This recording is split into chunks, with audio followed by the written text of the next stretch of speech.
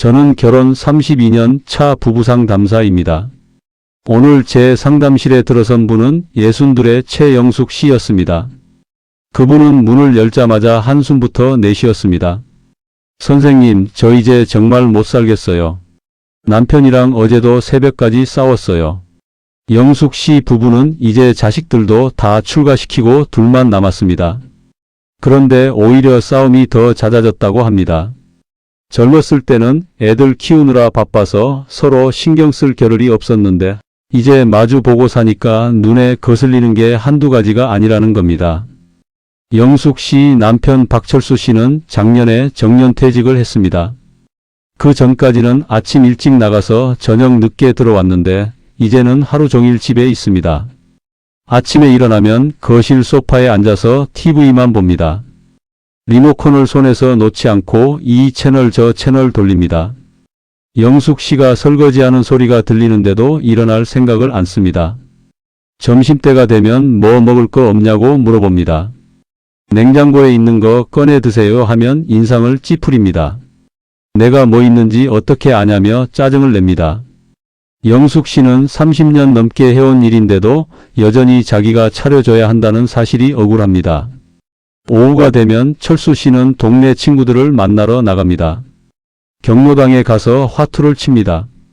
저녁 먹기 직전에 들어오는데 술 냄새를 풍기며 비틀거립니다. 영숙 씨가 뭐라고 하면 친구들이랑 한잔 했는데 뭐가 어때서 하고 소리를 지릅니다.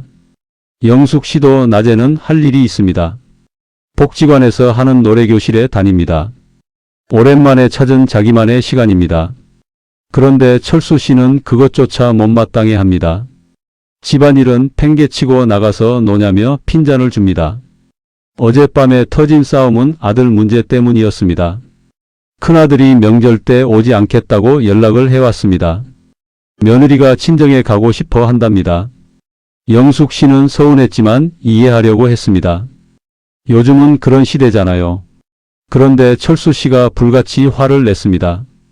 무슨 놈의 며느리가 시집와서 명절도 안 오냐고 소리쳤습니다.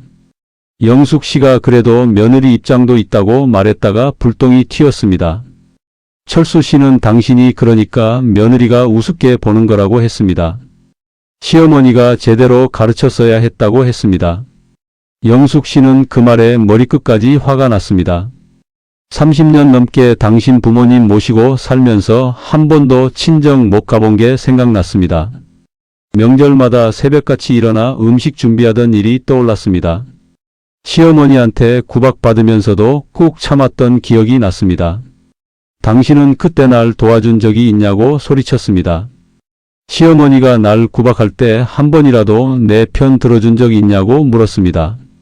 철수 씨는 말문이 막혔습니다. 그러고는 옛날 얘기를 왜 꺼내냐며 방으로 들어가 버렸습니다. 영숙 씨는 혼자 거실에 앉아서 밤새 울었습니다. 이렇게 살려고 그 고생을 했나 싶었습니다. 이제 자식들도 다 컸고 여생이나 편하게 살까 했는데 남편과의 관계는 더 나빠지기만 합니다. 제가 영숙 씨에게 물었습니다. 남편분과 언제부터 이렇게 되셨나요? 영숙 씨는 생각을 좀 하더니 대답했습니다. 사실 처음부터 그랬던 것 같아요. 다만 젊었을 때는 참았죠. 철수 씨와 영숙 씨는 중매로 만났습니다. 25과 22이었습니다. 3번 만나고 결혼을 결정했습니다. 사랑해서 결혼한 건 아니었습니다. 나이도 됐고 집안끼리 잘 맞는다고 해서 했습니다. 신혼 초부터 시어머니와 함께 살았습니다. 시어머니는 까다로운 분이었습니다. 밥 짓는 것부터 청소하는 것까지 일일이 간섭했습니다. 영숙 씨가 실수라도 하면 혀를 차며 한숨을 쉬었습니다. 철수 씨는 그런 아내를 지켜보면서도 아무 말이 없었습니다. 어머니 말씀을 잘 들으라고만 했습니다. 영숙 씨는 서러웠지만 참았습니다. 시집온 며느리가 할 수 있는 일이 뭐가 있겠습니까? 아이가 생기면 나아질 거라고 생각했습니다. 그런데 첫 아이가 딸이었습니다. 시어머니는 아들을 낳으라고 압박했습니다. 2년 뒤에 둘째를 낳았는데 또 딸이었습니다. 시어머니는 대놓고 실망한 표정을 지었습니다. 셋째를 임신했을 때 영숙 씨는 몸이 많이 안 좋았습니다. 입덧도 심했고 빈혈도 있었습니다. 그런데 시어머니는 쉬게 해주지 않았습니다. 배가 불러도 집안일을 다 해야 했습니다. 셋째가 아들이었습니다. 그제야 시어머니 얼굴에 웃음이 돌았습니다. 영숙 씨는 안도했습니다. 이제 좀 나아지겠구나 싶었습니다. 그런데 육아는 온전히 영숙 씨의 몫이었습니다. 철수 씨는 돈만 벌어오면 됐습니다. 딸들이 학교에 들어가고 아들이 자라면서 영숙 씨는 더 바빠졌습니다. 아침마다 새 아이를 챙겨서 학교에 보내고 시어머니 수발을 들었습니다. 빨래하고 청소하고 요리하고 설거지하고 또 빨래하고 청소하고를 반복했습니다. 철수 씨는 회사 일이 바빠서 주말에도 거의 집에 없었습니다. 영숙 씨가 힘들다고 말하면 나도 밖에서 고생한다고 했습니다. 서로의 고생을 이해하기보다는 자기가 더 힘들다고 우기기 바빴습니다. 시어머니가 돌아가신 건 10년 전이었습니다. 영숙 씨는 슬프면서도 어딘가 홀가분했습니다. 이제 우리 부부만의 시간을 가질 수 있겠구나 생각했습니다. 하지만 철수 씨와의 관계는 나아지지 않았습니다. 오히려 철수 씨는 어머니가 돌아가신 뒤 더 무뚝뚝해졌습니다. 영숙 씨에게 말도 잘 안 했습니다. 무슨 말을 걸면 의아 정도로만 대답했습니다. 영숙 씨는 외로웠습니다. 작년에 철수 씨가 퇴직하면서 모든 게 바뀌었습니다. 하루 종일 집에 있는 남편을 보니 답답했습니다. 철수 씨도 마찬가지였습니다. 평생 밖에서 일만 하다가 갑자기 할 일이 없어지니 무기력했습니다. 둘은 자주 부딪혔습니다. 사소한 일로 다퉜습니다. 밥이 짜다 싱겁다, TV 소리가 크다 작다, 에어컨을 틀어라 끄라, 창문을 열어라 닫아라. 끝이 없었습니다. 어느 날은 철수 씨가 영숙 씨에게 물었습니다. 당신은 나한테 불만이 뭐 그리 많아? 영숙 씨는 대답했습니다. 당신도 내 불만이 많잖아요. 철수 씨가 말했습니다. 나는 당신이 하는 일에 대해서는 간섭 안 하는데. 영숙 씨는 웃음이 나왔습니다. 간섭을 안 하는 게 아니라 관심이 없는 거라고 생각했습니다. 내가 뭘 하든 상관없다는 태도가 서운했습니다. 자기는 매일 남편이 뭘 먹을지 고민하고 건강은 어떤지 챙기는데 남편은 자기한테 아무 관심이 없다고 느꼈습니다. 제가 영숙 씨에게 말했습니다. 남편분과 대화를 제대로 해보신 적이 있으세요? 영숙 씨는 고개를 저었습니다. 대화가 뭔지 모르겠어요. 말을 하면 싸움이 되고 안 하면 서먹해요. 많은 시니어 부부들이 이런 문제를 겪습니다. 젊었을 때는 바빠서 넘어갔던 것들이 나이 들어서 두드러집니다. 자식들이 떠나고 둘만 남으면 서로의 존재가 선명하게 보입니다. 그동안 쌓였던 감정들이 폭발합니다. 영숙 씨 같은 경우는 전형적인 희생형 아내입니다. 평생 참고 살았습니다. 자기 감정은 뒤로 미루고 가족을 챙겼습니다. 그런데 이제 자식들은 각자의 삶을 살고 남편은 자기를 당연하게 여깁니다. 억울하고 분합니다. 철수 씨도 나름의 어려움이 있습니다. 평생 가장으로서 책임을 다했다고 생각합니다. 돈 벌어다 주고 자식들 학교 보내고 집도 마련했습니다. 그런데 아내는 불평만 합니다. 자기가 뭘 잘못했는지 모르겠습니다. 둘 다 틀린 것은 없습니다. 각자의 방식으로 가족을 위해 헌신했습니다. 문제는 서로의 헌신을 인정하지 않는다는 것입니다. 자기가 더 고생했다고 생각합니다. 상대방은 편하게 살았다고 여깁니다. 영숙 씨에게 제가 제안했습니다. 한번 남편분께 편지를 써보시는 게 어떨까요? 대화하면 감정이 격해져서 하고 싶은 말을 제대로 못 하시잖아요. 편지로 차근차근 마음을 전해보세요. 영숙 씨는 처음에는 고개를 저었습니다. 편지를 쓴다고 달라질까요? 그 사람이 읽기나 할까요? 저는 말했습니다. 안 읽으면 어떻습니까? 일단 선생님 마음을 정리하는 게 중요합니다. 써보세요. 일주일 뒤 영숙 씨가 다시 왔습니다. 손에 편지 봉투를 들고 있었습니다. 썼어요. 그런데 못 줬어요. 쓰다 보니까 눈물이 나더라고요. 이 사람한테 이렇게 서운했구나 싶었어요. 편지 내용을 들려달라고 했습니다. 영숙 씨는 봉투에서 편지지를 꺼냈습니다. 손으로 쓴 글씨가 삐뚤빠뚤했습니다. 떨리는 목소리로 읽기 시작했습니다. 여보, 우리 결혼한 지가 벌써 32년이 됐네요. 그동안 당신한테 제대로 말 한번 못 해봤어요. 오늘은 용기 내서 이렇게 글렀습니다. 화내지 말고 끝까지 읽어주세요. 우리 결혼할 때 전 당신을 사랑했는지 모르겠어요. 그냥 부모님이 정해주신 사람이니까 결혼했어요. 근데 시간이 지나면서 정은 들었어요. 이 사람이랑 평생 살겠구나 생각했어요. 시집 와서 제일 힘들었던 건 시어머니였어요. 당신도 알잖아요. 어머님이 얼마나 까다로우셨는지 밥 한 번 제대로 먹은 적이 없었어요. 맨날 잔소리 듣고 혼나고 그랬어요. 그때 당신이 한 번만이라도 내 편을 들어줬으면 좋았을 텐데. 당신은 어머니 말씀만 들으라고 했어요. 며느리는 원래 그런 거라고 했어요. 전 너무 외로웠어요. 애들 키울 때도 그랬어요. 당신은 밖에서 일한다고 애들은 쳐다보지도 않았어요. 아플 때도 학교 갈 때도 전부 제가 챙겼어요.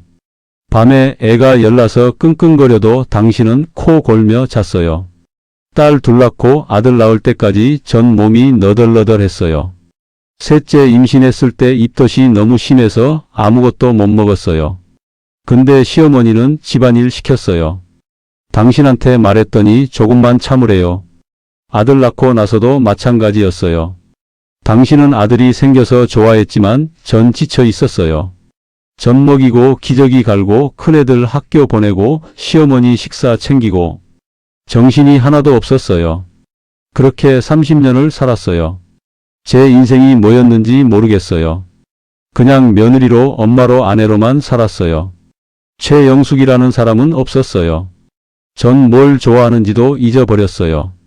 작년에 당신이 퇴직하고 집에 있으니까 더 답답해요. 하루 종일 TV만 보고 경로당 가서 화투만 치고 집안일은 손 하나 안 대요. 제가 30년 넘게 해온 일인데도 여전히 당연하게 여겨요. 며느리 얘기 나올 때마다 당신은 저한테 화를 내요. 제대로 가르치지 못했다고 해요. 근데 당신은 뭘 가르쳤어요? 아들한테 아내를 존중하라고 한 번이라도 말했어요. 전 이제 지쳤어요. 매일 싸우는 것도 지겹고 당신 눈치 보는 것도 싫어요. 근데 그렇다고 헤어지자는 것도 아니에요. 그냥 당신이 저를 좀 봐줬으면 좋겠어요. 제가 뭘 하는지 관심 가져주세요. 노래교실 다니는 거 막지 말아주세요. 거기 가면 전 행복해요. 1시간이라도 제가 저로 살 수 있어요. 그것도 허락 안 해주면 전 어떻게 살아요? 설거지할 때 한 번만 와서 같이 해줘도 좋겠어요. TV 볼 때 리모컨 당신만 쓰지 말고 제가 보고 싶은 것도 틀어줘요. 밥 먹을 때 맛있다는 말 한마디만 해줘도 힘이 날 것 같아요. 우리 이제 나이도 들었는데 남은 인생은 좀 행복하게 살면 안 될까요? 매일 싸우면서 사는 거 저도 싫어요. 근데 방법을 모르겠어요. 당신도 좀 변해줘야 해요. 영숙 씨는 편지를 다 읽고 눈물을 닦았습니다. 이렇게 쓰고 나니까 제 마음이 정리가 되더라고요. 그런데 이걸 남편한테 보여주면 또 싸울 것 같아서 무서워요. 저는 영숙 씨에게 말했습니다. 이 편지를 꼭 주셔야 해요. 남편분이 선생님 마음을 모르고 계세요. 알려줘야 변할 수 있어요. 영숙 씨는 한참을 망설이다가 고개를 끄덕였습니다. 그리고 며칠 뒤 영숙 씨 부부가 함께 상담실에 왔습니다. 철수 씨는 어색한 표정이었습니다. 영숙 씨가 편지를 줬고 철수 씨가 읽었다고 했습니다. 저는 철수 씨에게 물었습니다. 편지 읽고 어떠셨어요? 철수 씨는 한동안 말이 없었습니다. 그러다 입을 열었습니다. 솔직히 충격이었어요. 아내가 이렇게 힘들어하는 줄 몰랐어요. 저는 제 나름대로 가족을 위해 열심히 살았다고 생각했거든요. 회사 다닐 때 정말 힘들었어요. 아침 일찍 나가서 밤늦게 들어오고 상사한테 깨지고 거래처한테 치이고 그래도 참았어요. 가족 먹여 살려야 하니까. 근데 아내는 그걸 모르는 것 같았어요. 집에 오면 지쳐서 아무것도 하기 싫었어요. 애들이랑 놀아주고 싶어도 기력이 없었어요. 그냥 누워서 쉬고 싶었어요. 아내가 뭐라고 하면 짜증이 났어요. 당신은 집에만 있으면서 뭐가 힘드냐고 생각했어요. 어머니 일도 그래요. 저도 어머니가 며느리한테 심하게 구는 거 알았어요. 근데 어쩔 수가 없었어요. 어머니한테 대들 수도 없고 아내 보고 참으라고 할 수밖에 없었어요. 퇴직하고 나서는 더 힘들었어요.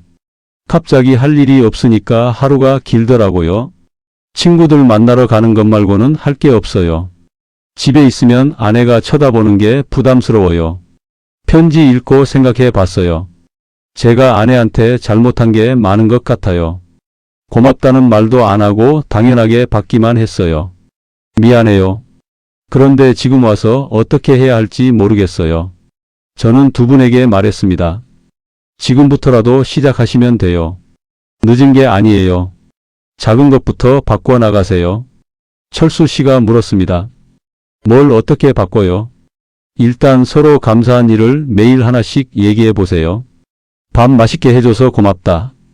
양말 빨아줘서 고맙다. 작은 거라도 표현하세요.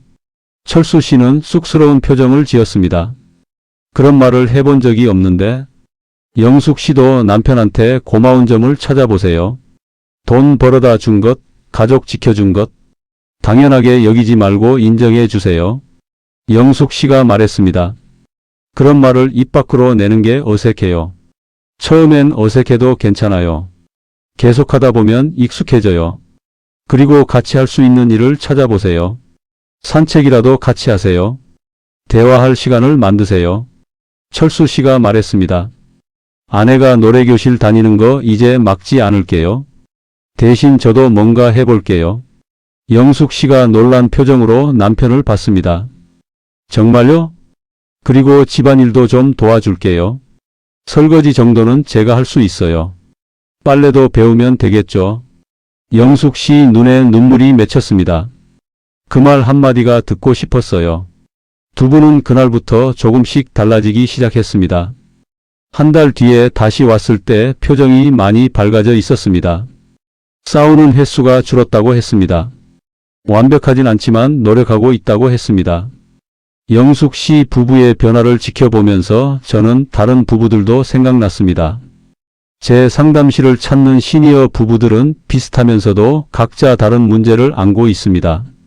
어떤 분은 자식 문제로 싸우고 어떤 분은 경제적인 이유로 갈등을 겪습니다. 한 달 전에는 65의 김명자 씨가 찾아왔습니다. 그분은 남편 때문이 아니라 시누이 때문에 괴로워했습니다. 시누이가 최근에 이혼을 하고 친정집에 들어와 살고 있었습니다. 남편은 동생이 불쌍하다며 같이 살자고 했습니다. 명자 씨는 처음에는 괜찮다고 했습니다. 힘든 시기니까 도와줘야 한다고 생각했습니다. 그런데 시누이가 들어온 지 석 달이 지나도 나갈 생각을 안 했습니다.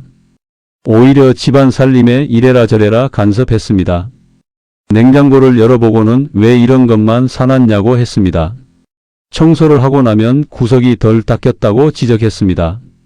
명자 씨가 요리를 하면 옆에서 이렇게 하는 게 아니라며 가르치려 들었습니다. 명자 씨는 자기 집에서 눈치를 봤습니다. 거실에서 TV를 보다가도 시누이가 오면 비켜줬습니다. 부엌에서 일을 하다가도 시누이 눈치를 살폈습니다. 30년 넘게 살아온 집인데 손님처럼 지냈습니다.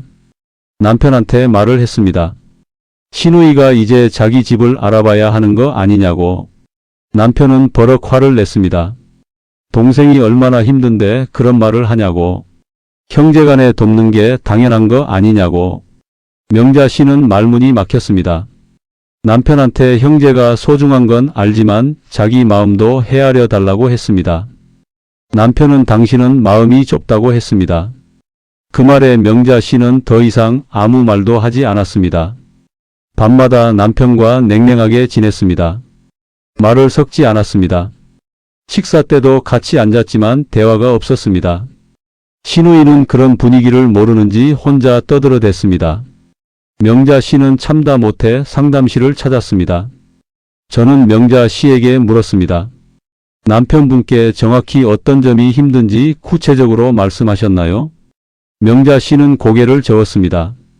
그냥 신우이가 나갔으면 좋겠다고만 했어요. 남편이 화를 내서 더 말을 못했어요. 남편분은 선생님이 신우이를 싫어한다고 생각하시는 것 같아요. 그게 아니라 현재 상황이 왜 힘든지 설명을 해야 해요. 명자 씨는 한숨을 쉬었습니다. 어떻게 말해야 할지 모르겠어요. 함께 정리를 해봤습니다. 신우이 자체가 싫은 게 아니라 자기 집에서 주눅드는 게 힘들다는 것, 간섭받는 게 스트레스라는 것, 기한 없이 사는 게 부담스럽다는 것, 이런 점들을 차분히 전하기로 했습니다. 며칠 뒤 명자 씨가 다시 왔습니다. 남편한테 얘기를 했다고 합니다. 처음에는 남편이 역시 그런 거였냐며 실망한 표정을 지었답니다. 그런데 명자 씨가 울면서 자기 심정을 털어놓으니까 남편도 생각을 하더랍니다. 남편이 동생한테 얘기를 했습니다. 형수가 힘들어하니까 독립할 계획을 세워보라고. 신우이는 처음에는 서운해했습니다. 그런데 남편이 우리 형편도 어렵고 형수도 나이가 들어서 힘들다고 설득했습니다. 신우이는 한 달 뒤에 나갔습니다. 작은 원룸을 얻어서 이사를 갔습니다. 명자 씨는 안도했습니다. 그런데 남편이 틈만 나면 동생 걱정을 했습니다. 혼자 잘 사나? 밥은 먹나? 아프진 않나? 명자 씨도 이제는 이해했습니다. 남편한테 형제는 소중한 존재구나. 그래서 먼저 말했습니다. 주말에 신우이 집에 반찬 가져다 주자고. 남편은 놀란 표정을 지었습니다. 정말 그래도 되냐고 물었습니다. 명자 씨는 웃으며 대답했습니다. 우리 집에 안 사는 거면 괜찮아요. 가끔 챙겨주는 건 당연하죠. 남편은 그제야 고맙다고 말했습니다. 미안하다고도 했습니다. 당신 마음을 몰라줘서 미안하다고. 부부간의 문제는 대부분 소통 부족에서 옵니다. 서로 상대방이 알아주길 바라지만 말하지 않으면 모릅니다. 수십 년을 같이 살았어도 마음을 읽을 수는 없습니다. 표현해야 합니다. 제 상담실에 오는 또 다른 분은 61살의 이정숙 씨였습니다. 이분은 남편의 외도를 의심하고 있었습니다. 증거는 없지만 최근 남편의 행동이 수상했습니다. 전화를 받을 때 자리를 피했습니다. 휴대폰을 보여달라고 하면 불같이 화를 냈습니다. 옷차림도 달라졌습니다. 전에는 아무렇게나 입고 다녔는데 요즘은 외출할 때 거울을 봤습니다. 향수도 뿌리기 시작했습니다. 정숙 씨가 뭐 하러 가냐고 물어도 그냥 친구 만난다고만 했습니다. 정숙 씨는 남편을 미행해 볼까 생각도 했습니다. 휴대폰을 몰래 뒤져볼까도 했습니다. 그런데 그럴 용기가 나지 않았습니다. 알고 나면 어떻게 하나? 정말 외도를 하고 있다면 그 다음은 어떻게 하나? 저는 정숙 씨에게 물었습니다. 남편분께 직접 물어보셨나요? 정숙 씨는 고개를 저었습니다. 물어봤다가 아니라고 하면 그걸 믿어야 하나요?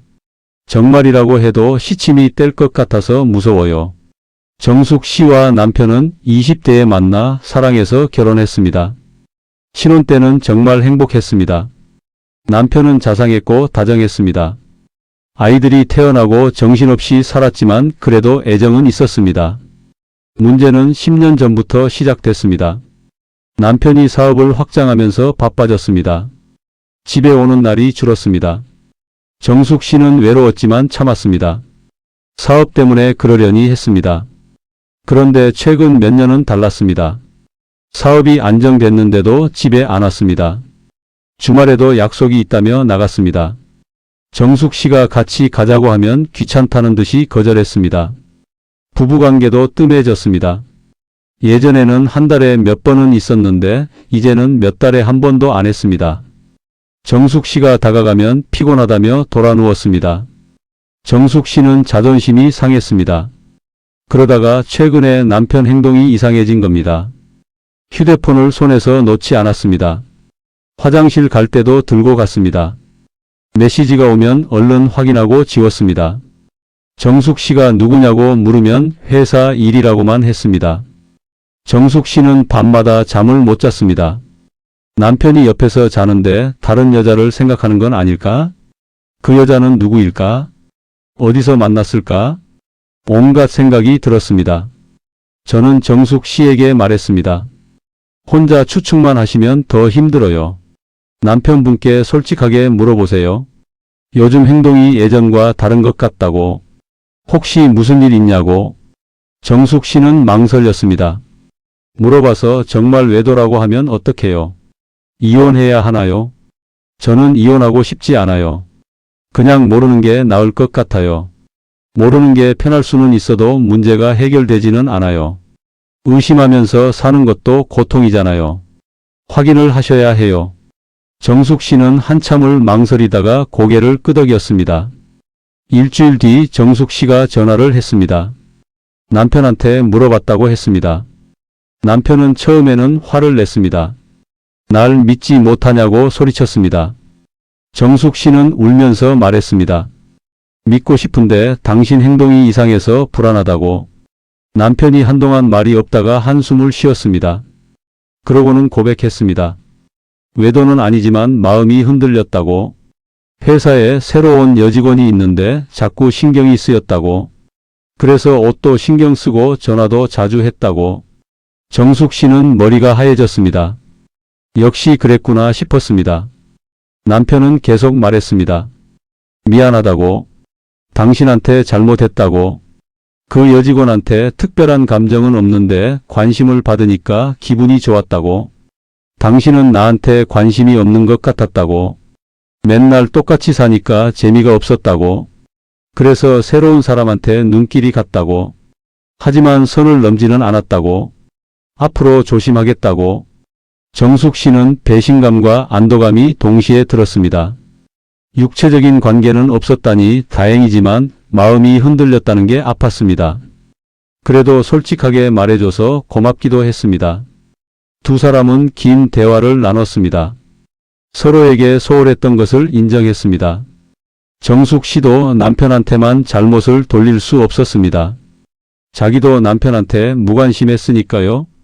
정숙 씨 부부는 그날 이후로 관계를 회복하기 위해 노력했습니다. 매주 금요일 저녁은 둘만의 시간으로 정했습니다. 외식을 하거나 영화를 보거나 산책을 했습니다. 처음에는 어색했지만 점점 익숙해졌습니다. 남편은 회사 여직원과 거리를 뒀습니다. 불필요한 연락을 끊었습니다. 정숙 씨도 남편을 의심하지 않으려고 애썼습니다. 휴대폰을 보여달라고 하지 않았습니다. 믿기로 했습니다. 쉽지 않았습니다. 가끔 남편이 전화를 받으러 나가면 마음이 불안했습니다. 늦게 들어오는 날이면 또다시 의심이 들었습니다. 하지만 참았습니다. 의심하면 끝이 없다는 걸 알았습니다. 석 달쯤 지나자 관계가 많이 좋아졌습니다. 남편이 먼저 손을 잡았습니다. 오랜만에 꽃을 사다 줬습니다. 정숙 씨는 수줍었지만 기뻤습니다. 다시 시작할 수 있겠다는 희망이 생겼습니다. 시니어 부부의 위기는 다양한 형태로 옵니다. 어떤 부부는 건강 문제로 갈등을 겪습니다. 68의 조영철 씨는 3년 전에 뇌졸중으로 쓰러졌습니다. 반신불수가 됐습니다. 아내 한순희 씨가 간병을 했습니다. 처음 1년은 정말 힘들었습니다.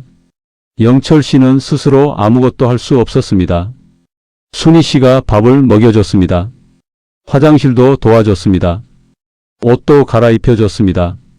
하루 24시간이 모자랐습니다. 영철 씨는 자존심이 상했습니다. 평생 가장으로 살았는데 이제는 아내한테 의지해야 했습니다. 밥을 먹다가 흘리면 화가 났습니다. 제대로 걷지 못하는 자신이 한심했습니다. 짜증이 났습니다. 순희 씨한테 화풀이를 했습니다. 밥이 맛없다고 소리쳤습니다. 왜 이렇게 느리게 하냐고 짜증냈습니다. 순희 씨는 남편이 아파서 그러는 거라고 이해하려 했습니다. 하지만 매일 그러니까 지쳤습니다. 어느 날은 순희 씨가 참다 못해 울었습니다. 나도 힘들다고. 밤낮 없이 당신 간병하느라 제대로 잠도 못 잔다고. 친구들 만나는 것도 포기했다고. 영철 씨는 그제야 정신이 번쩍 들었습니다. 아내가 얼마나 고생하는지 생각해 본 적이 없었습니다. 자기 처지만 불쌍했습니다. 아내도 늙었고 힘들다는 걸 깨달았습니다. 그날 밤 영철 씨는 아내한테 미안하다고 말했습니다. 둘은 대화를 나눴습니다. 영철 씨는 자기가 짜증을 낸 이유를 설명했습니다. 이렇게 된 게 분하고 억울해서 그랬다고. 순희 씨도 자기 마음을 털어놨습니다. 지치고 외롭다고. 하지만 당신을 사랑하니까 견딘다고. 그 대화 이후로 영철 씨는 달라졌습니다. 재활치료를 열심히 받았습니다. 조금이라도 스스로 할 수 있는 걸 늘리려고 노력했습니다. 순희 씨한테 고맙다는 말을 자주 했습니다. 순희 씨도 변했습니다. 일주일에 한 번은 요양보호사를 불렀습니다.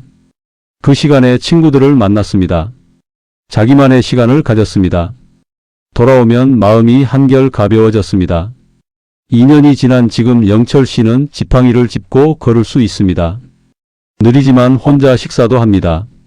완전히 회복된 건 아니지만 많이 나아졌습니다. 순희 씨는 말합니다. 포기하지 않아서 다행이라고. 부부싸움은 나이와 상관없이 일어납니다. 하지만 시니어 부부의 싸움은 젊은 부부와 다릅니다. 오랜 세월 쌓인 감정이 있습니다. 서운함과 원망이 깊게 박혀 있습니다. 그래서 한번 싸우면 쉽게 풀리지 않습니다. 제가 상담하면서 발견한 것은 대부분의 부부가 소통을 못한다는 점입니다. 말을 하는데 대화가 안 됩니다.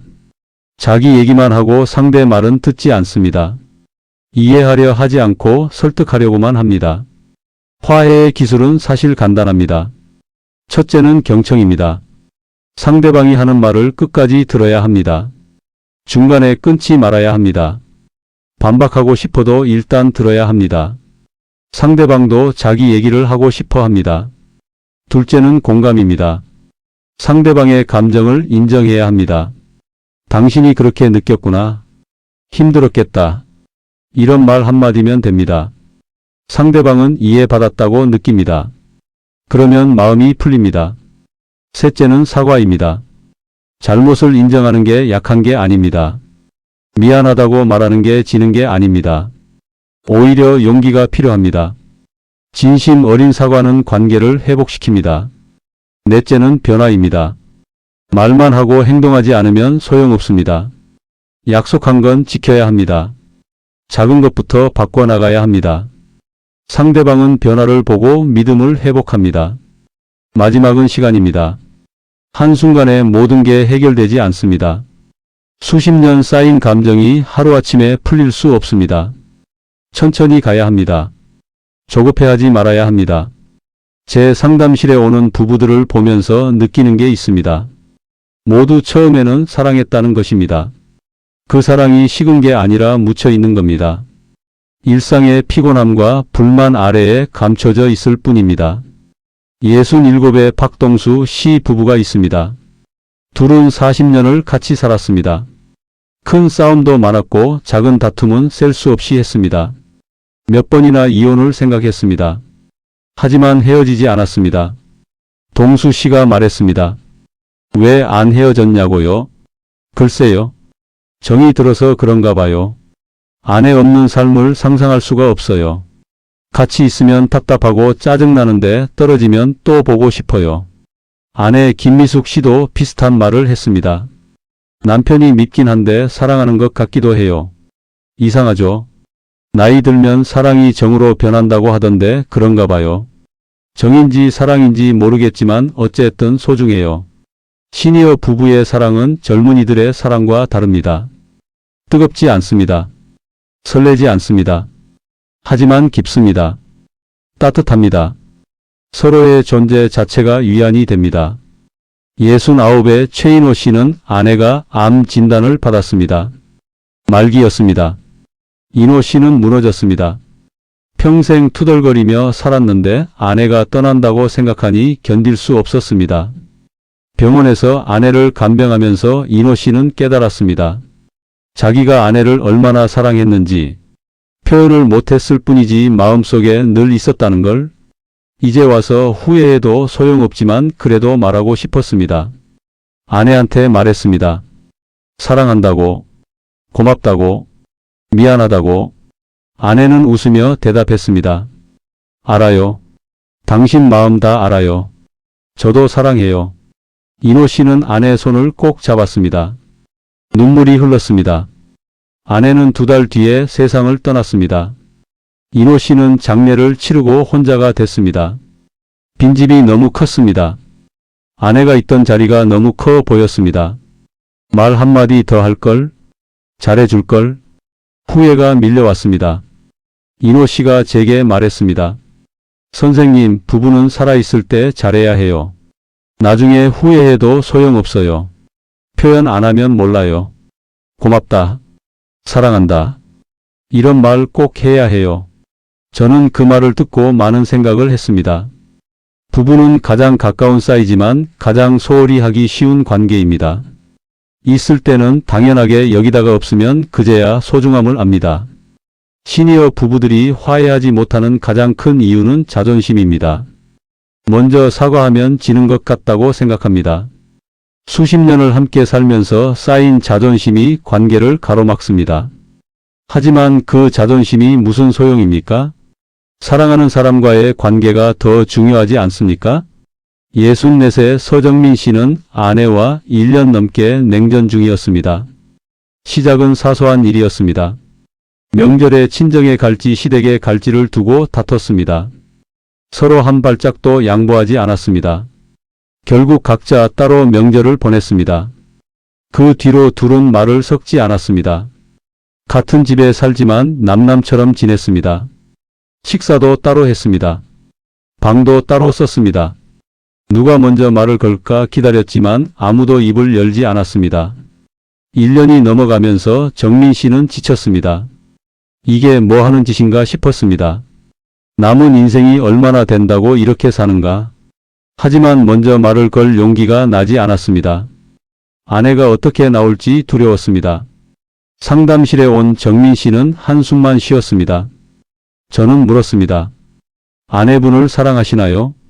정민 씨는 고개를 끄덕였습니다. 사랑하죠. 미운 것도 사랑이잖아요. 그럼 왜 말을 안 하세요? 자존심 때문이에요. 자존심이 중요합니까? 아내가 중요합니까? 정민 씨는 대답하지 못했습니다. 저는 계속 말했습니다. 내일 아내분이 쓰러지면 어떻게 하시겠어요? 후회하지 않으시겠어요? 지금 당장 가서 말하세요. 정민 씨는 그날 집에 돌아가서 아내 방문을 두드렸습니다. 아내는 문을 열지 않았습니다. 정민 씨는 문 밖에서 말했습니다. 여보, 내가 잘못했어. 미안하오. 먼저 말을 못해서 미안하오. 아내는 한참 뒤에 문을 열었습니다. 얼굴에 눈물이 가득했습니다. 저도 미안해요.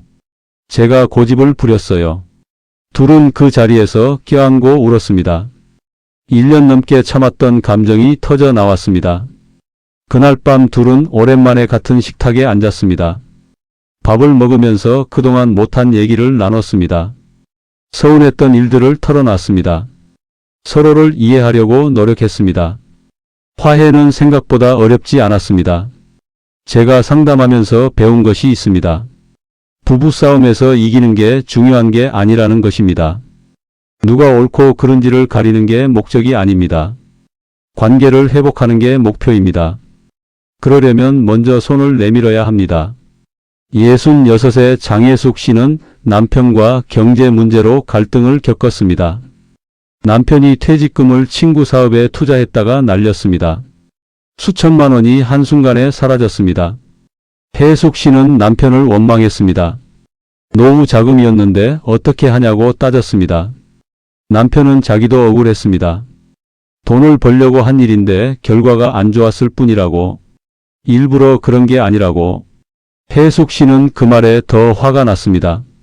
상의도 안 하고 마음대로 한 게 문제라고 소리쳤습니다. 둘은 몇 달을 싸웠습니다. 돈 문제는 쉽게 풀리지 않았습니다. 혜숙 씨는 남편을 믿을 수 없었습니다.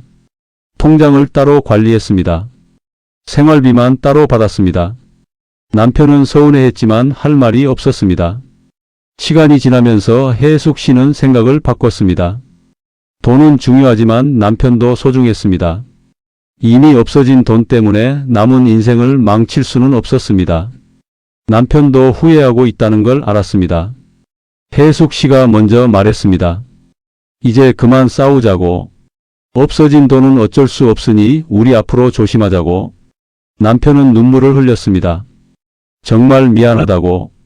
다시는 그런 일 없을 거라고. 앞으로 모든 일 상의하겠다고. 둘은 함께 재정 계획을 세웠습니다. 지출을 줄였습니다. 필요한 것과 불필요한 것을 구분했습니다. 작은 아르바이트도 시작했습니다. 힘들었지만 함께 하니까 견딜만 했습니다. 부부싸움 후에 화해하는 방법은 사람마다 다릅니다. 어떤 사람은 대화로 풉니다. 어떤 사람은 시간이 약입니다. 어떤 사람은 선물로 마음을 전합니다. 중요한 건 진심입니다. 일흔한 살의 홍성수 씨는 아내한테 꽃을 사다 줬습니다. 50년 결혼 생활에서 처음이었습니다. 아내는 놀라서 물었습니다. 무슨 일이에요? 홍 씨는 부끄럽게 웃으며 말했습니다. 그냥 주고 싶어서요. 아내는 꽃을 받아들고 한참을 바라봤습니다. 그러고는 눈물을 흘렸습니다. 평생 한 번도 받아본 적 없는 선물이었습니다. 작은 꽃다발이었지만 마음이 담겨 있었습니다. 아내는 그날 밤 남편한테 말했습니다. 고맙다고, 사랑한다고. 홍 씨 부부는 그 뒤로 작은 이벤트를 자주 했습니다. 기념일에 외식을 했습니다. 산책하면서 손을 잡았습니다. 서로에게 사랑한다고 말했습니다. 50년 만에 다시 시작하는 연애 같았습니다. 나이가 들어도 사랑은 필요합니다. 표현은 더욱 필요합니다. 말하지 않으면 모릅니다. 알아서 하는 사랑은 없습니다. 매일 확인하고 표현해야 합니다. 그게 부부가 함께 늙어가는 방법입니다. 저는 지난 30년간 수많은 부부를 만났습니다. 행복한 부부도 봤고 불행한 부부도 봤습니다. 헤어진 부부도 있고 다시 만난 부부도 있습니다. 그들을 보면서 배운 게 있습니다. 부부는 노력해야 하는 관계라는 것입니다. 저절로 좋아지지 않습니다. 관심을 갖고 돌봐야 합니다. 사랑도 연습이 필요합니다. 화해도 기술이 필요합니다. 포기하지 않고 계속 시도해야 합니다. 지금 이 글을 듣고 계신 분들께 말씀드립니다. 배우자와 싸우고 계신가요? 서로 등을 돌리고 있나요? 대화가 끊긴 지 오래됐나요? 너무 늦었다고 생각하지 마세요. 지금이라도 시작하세요. 먼저 말을 걸어보세요. 미안하다고 말하세요. 사랑한다고 표현하세요. 처음에는 어색할 겁니다. 상대방도 놀랄 겁니다. 하지만 계속하세요. 진심은 통합니다. 부부싸움은 자연스러운 겁니다. 다른 두 사람이 한 공간에 사는데 안 싸울 수가 없습니다. 중요한 건 싸우고 나서 어떻게 하느냐입니다. 화해하는 법을 배워야 합니다. 서로를 이해하려고 노력해야 합니다. 영숙 씨 부부는 지금 훨씬 나아졌습니다. 여전히 가끔 다툽니다. 하지만 예전처럼 며칠씩 냉전하지 않습니다. 빨리 화해합니다. 철수 씨는 설거지를 배웠습니다. 서툴지만 합니다. 영숙 씨는 고맙다고 말합니다. 명자 씨 부부도 잘 지냅니다. 시누이와도 좋은 관계를 유지합니다. 주말마다 반찬을 가져다 줍니다. 명절에는 시누이도 초대합니다. 함께 식사하고 이야기를 나눕니다. 가족이 함께 있는 게 행복합니다. 정숙 씨 부부는 위기를 넘겼습니다. 남편은 약속을 지킵니다. 회사 일도 투명하게 공유합니다. 정숙 씨도 남편을 믿습니다. 둘만의 시간을 소중히 합니다. 매주 데이트를 합니다. 다시 사랑을 확인합니다. 조영철 씨는 재활을 계속하고 있습니다. 많이 좋아졌습니다. 순희 씨는 여전히 간병하지만 행복합니다. 남편이 노력하는 모습이 기특합니다. 함께 산책을 나갑니다. 느리지만 함께 걷습니다. 부부는 평생의 동반자입니다. 함께 웃고 함께 울고 함께 늙어갑니다. 때로는 힘들고 때로는 행복합니다. 그게 인생입니다. 그게 부부입니다. 포기하지 마세요. 끝까지 함께 가세요. 지금 옆에 있는 그 사람을 다시 보세요. 주름이 늘었지만 여전히 소중한 사람입니다. 힘들게 했지만 그래도 사랑하는 사람입니다. 손을 잡아주세요. 미소 지어주세요. 사랑한다고 말해주세요. 나이가 들어도 사랑은 계속됩니다. 형태가 바뀔 뿐입니다. 뜨거운 열정에서 따뜻한 온기로 변합니다. 그것도 사랑입니다. 더 깊고 더 진한 사랑입니다. 그 사랑을 놓치지 마세요. 제가 이 일을 하면서 가장 보람 있을 때는 헤어질 뻔한 부부가 다시 만나는 걸 볼 때입니다. 서로를 원망하던 두 사람이 손을 잡고 나가는 모습을 볼 때입니다. 그럴 때마다 생각합니다. 사랑은 포기하지 않는 사람의 것이라고. 여러분도 포기하지 마세요. 아직 늦지 않았습니다. 지금부터 시작하세요. 작은 변화부터 만들어 가세요. 서로를 이해하고 존중하세요. 그러면 남은 인생이 행복할 겁니다. 부부싸움은 끝이 아닙니다. 새로운 시작의 기회입니다. 서로를 더 깊이 알아가는 과정입니다. 관계를 더 단단하게 만드는 계기입니다. 두려워하지 마세요. 용기 내세요. 사랑하세요.